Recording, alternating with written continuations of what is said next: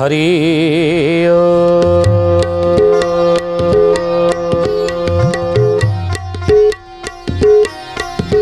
ओम भूर्भुवः स्वः तत्सवितुर्वरेण्यं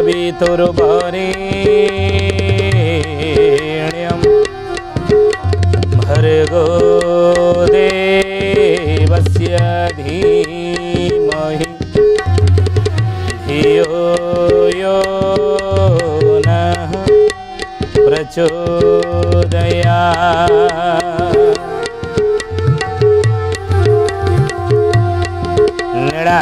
नीलाचल निवासाय नित्याय परमात्मने बलभद्र सुभद्राभ्यां जगन्नाथ यते नमः।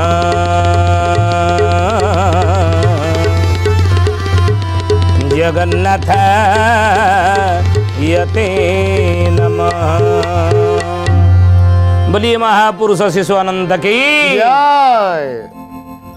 सधेयने ज्ञानी गुणी मंडली आजिर मालिका वचन को आपण मानक स्वागत जनाऊँ। आजिर मालिका वचन रे आमे आलोचना करिया जाउछे महापुरुष शिशु अनंतर मालिकार नाम है पट्टा मडाण। और ये पट्टा मडाण रे कलिजुगर भविष्यत विषय रे शिष्य बारंग आगरे शिशु अनंत कौन कही कौन भविष्यवाणी कर गोटे पद आज आम नवा ना केहूँ ठारे प्रभु हे बेजा नाम चतुर्पाशरे की संकेत मान चतुर्पाशरे की संकेत मान चतुर्पाशरे की संकेत मान। सुधीयानी ज्ञानी गुणी मंडली कली भगवानकर महाप्रभुंकर कलिकी अवतार को नहीं शेष अवतार प्रभुंकर कौन कलिकी अवतार नहीं म्लेच्छ निबह निधने कल असी कर बालम धूम केतुमीव किमपि करालम के सब धुरुत कलिकी शरीर जय जगदीश हरे। जयदेव लिखिं ये पदटी प्रभुंकर शेष अवतार हूँ कौन कलिकी अवतार। हरिदास महापुरुष मैत्र नीलाद्रि नंदन आगे मध्य तार समर्थन करजनी कौन समर्थन करजनी ना कलंकी रूप को धरिलो बौड़ा कला धड़ा घोड़ा चढ़ी कला धड़ा घोड़ा चढ़ी हे सुजने कला धड़ा घोड़ा चढ़ी।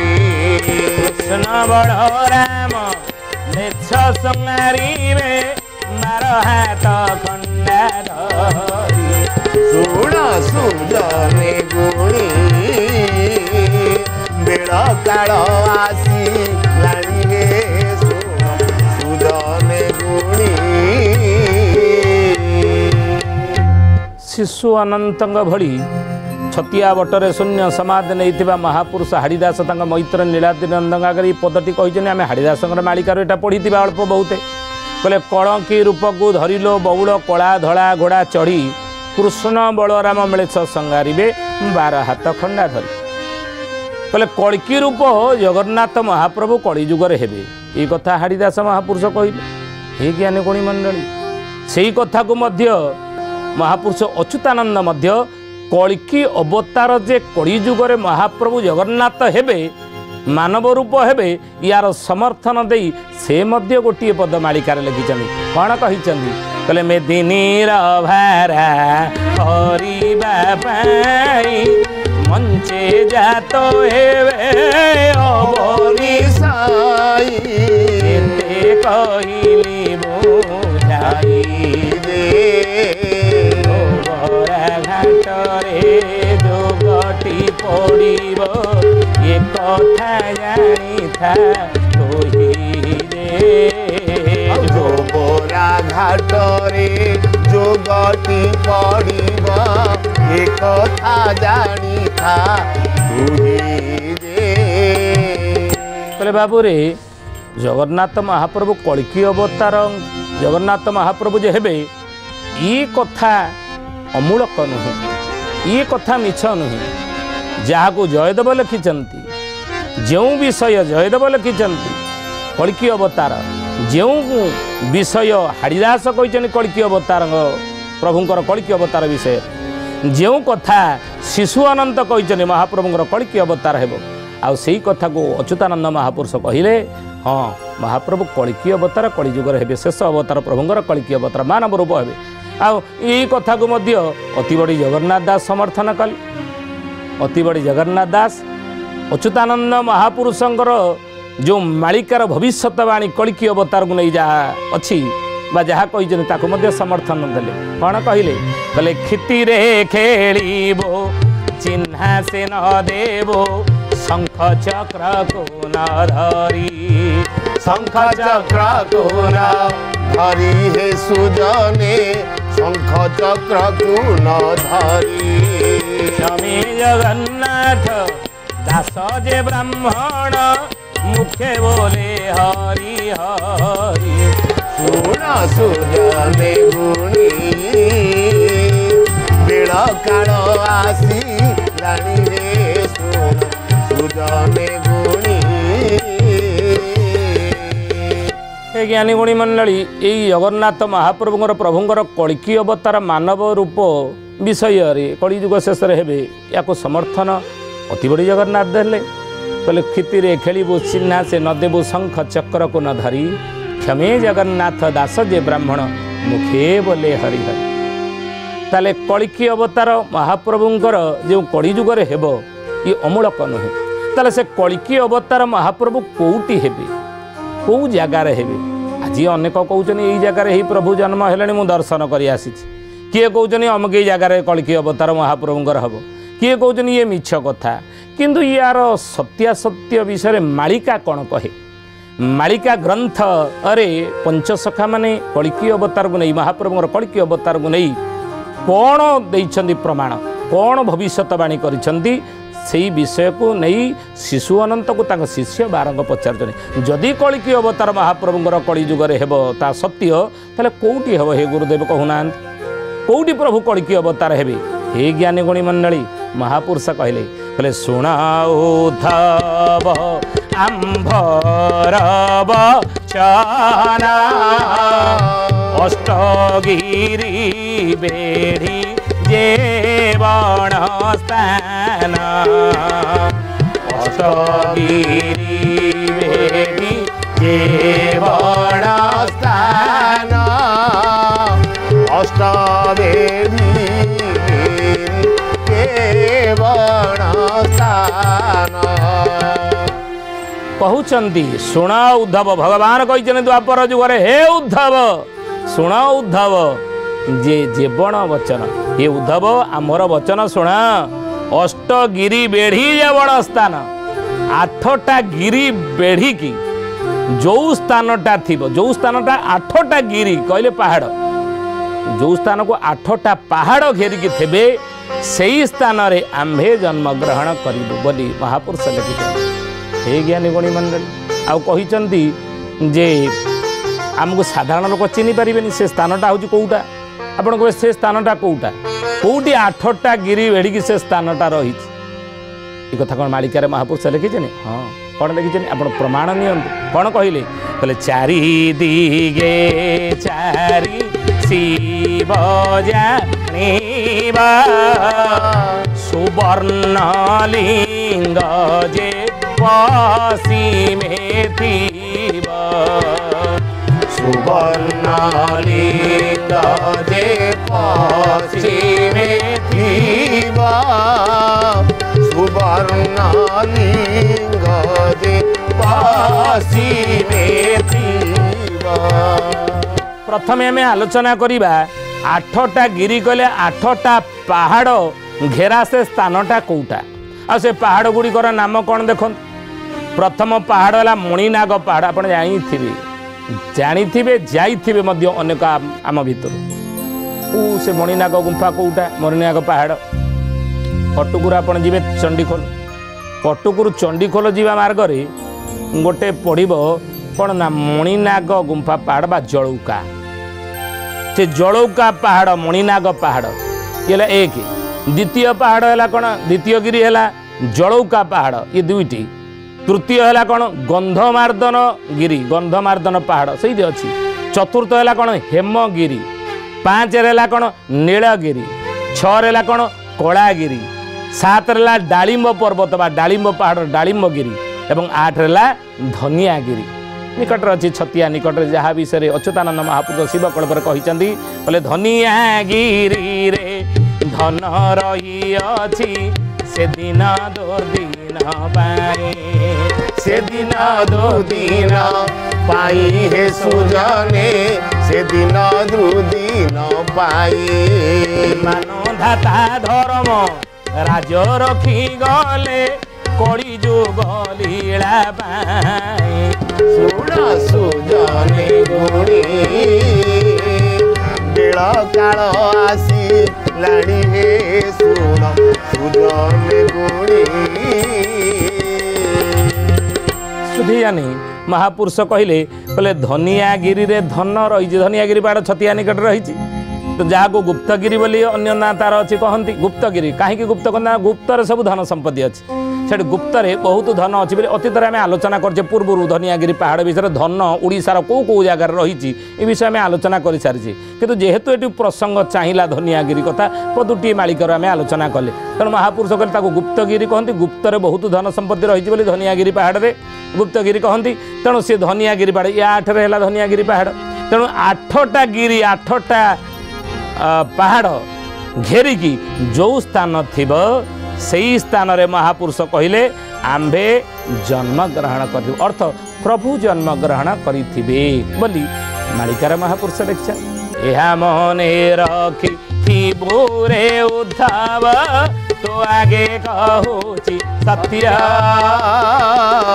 दारु मूर्ति नीला चढ़ी रही थिबा मानव स्वरूपे कृत्य मानव स्वरूपे कृत्य हे सुजने मानव स्वरूपे कृत्य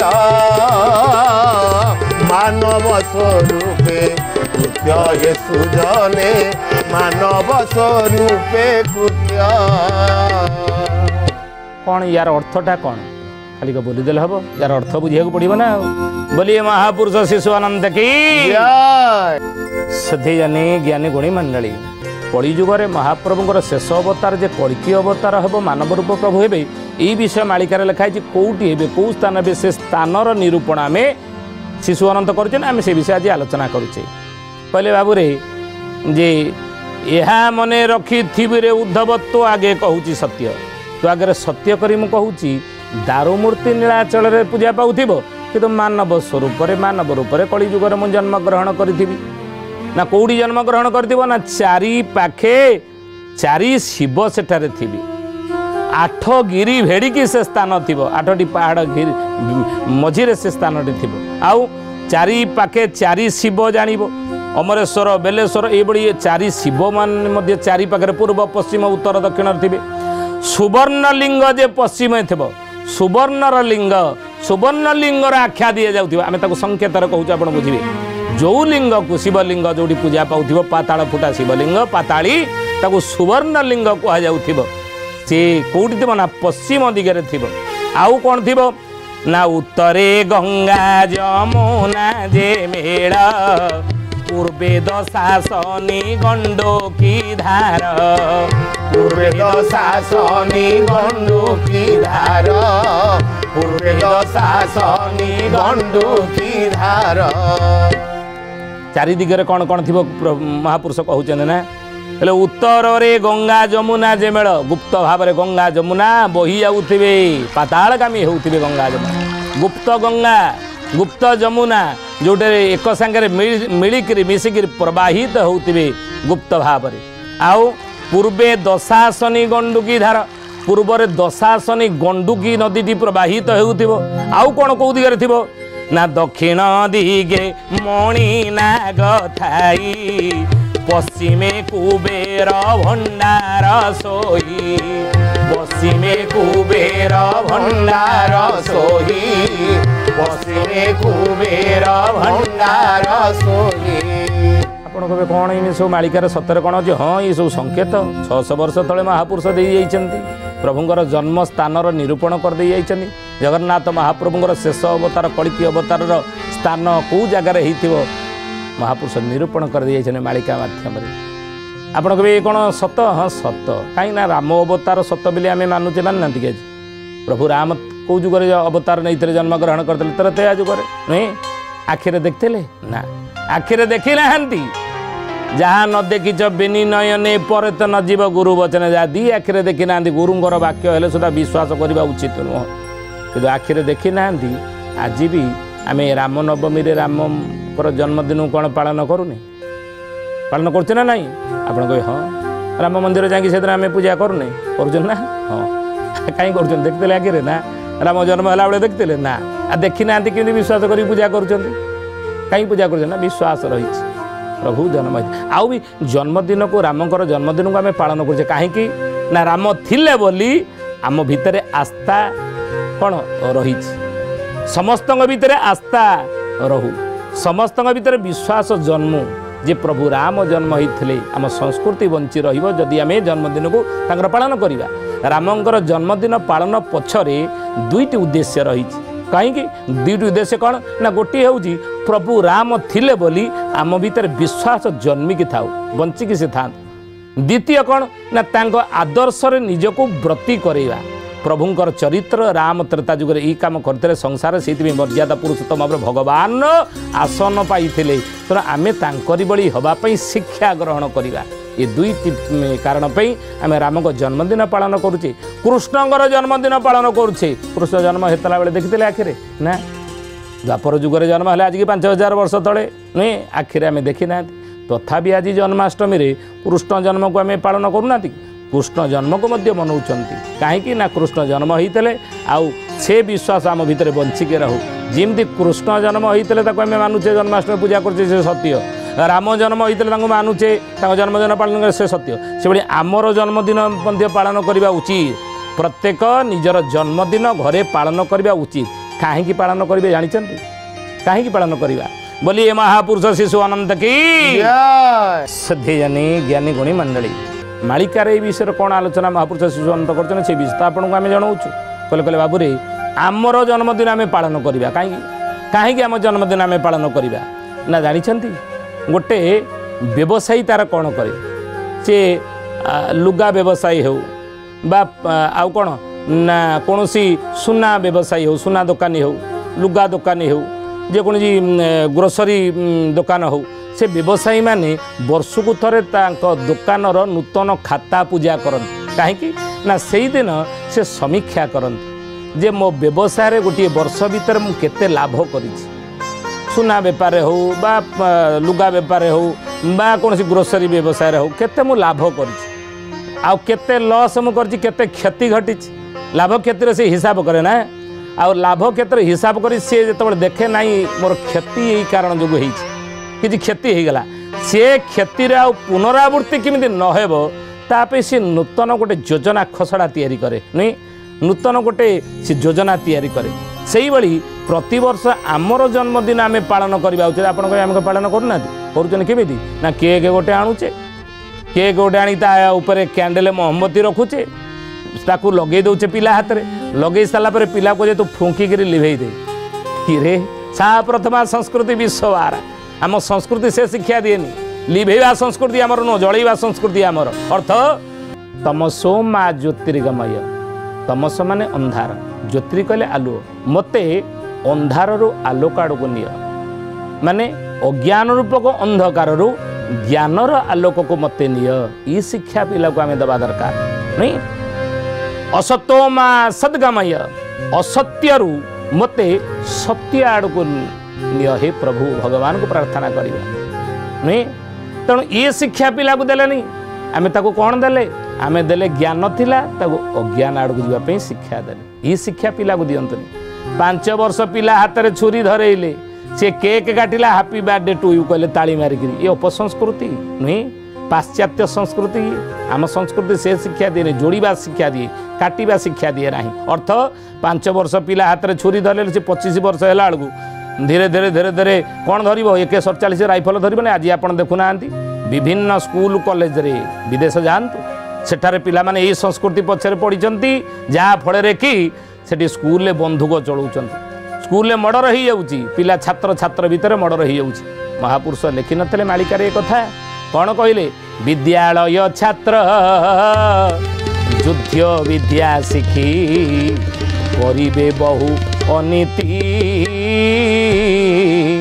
कहले विद्यालय छात्र माने युद्ध विद्या स्कूल मध्य आरंभ करदेवे परस्पर भर माडगोल आज होउची बहुत जगार दंगा बहुत जगह आज नेपाल जलुची कारण कौन ता पछरे नेपाल जलुची ये धीरे धीरे व्यापिलानी फ्रांस आड़ को धीरे धीरे आप देखिए सांप्रदायिक युद्ध चलो सांप्रदायिक गंडगोल चलो चारिड़े आप देखिए महापुरुष मैंने भविष्यवाणी कर 27 पर्यंत ये चलो भयानक परिस्थिति आप देखिए महापुरुष कहले कहले बाबू रे जन्मदिन यही भाव में पालन करवा छुरी धरे कि नुहे कि मोहम्मती लिभे कि नुहे ताको संकल्प दे भल शिक्षा दे राम जन्म होते सत्य कृष्ण जन्म होते सत्य ताको जन्मदिन को पालन आम करुचे से भाई जगन्नाथ महाप्रभुर कलिकी अवतार जे जन्मग्रहण करेंगे मानव रूप से जन्मग्रहण करेंगे ताहा हूँ सत्य 8टा गिरी भेड़ी एवं 4 शिव 4 दिगरे थे से क्षेत्र हे ज्ञानगुणी मंडली शिशु अनंत कहते विरजा मंडल हो जगार प्रभु जन्मग्रहण करते आप शुणिले कथा आज तो समय हो विषय आहरी खोलिकी आम आसंता अध्याय आलोचना करवा तो आसतु आज बाणी की विराम देवा श्री प्रभुंकर नाम नहीं हरि हरि घोषा पाप तापनाश शरण सरोज पादे शरण सरोज पादे तू बड़ी भाव आओ न मिलिब न मिलंती हरि बेदे न मिलंती हरि बेदे हरि बोल हरि बोल हरि हरि बोल हरि बोल हरि बोल हरि हरि बोल सब माधव गोविंद बोल केशव माधव गोविंद बोल हरि बोल हरि बोल हरि हरि बोल हरि बोल हरि बोल हरि हरि बोल शुद्धिजनी ज्ञानी गुणी मंडली आज आसतु बाणी के एठारे विराम देवा पुणी आसंता थे भेट होगा रोचु हरि ओम शांति शांति शांति सर्वारिष्ट सुशांति भवतु।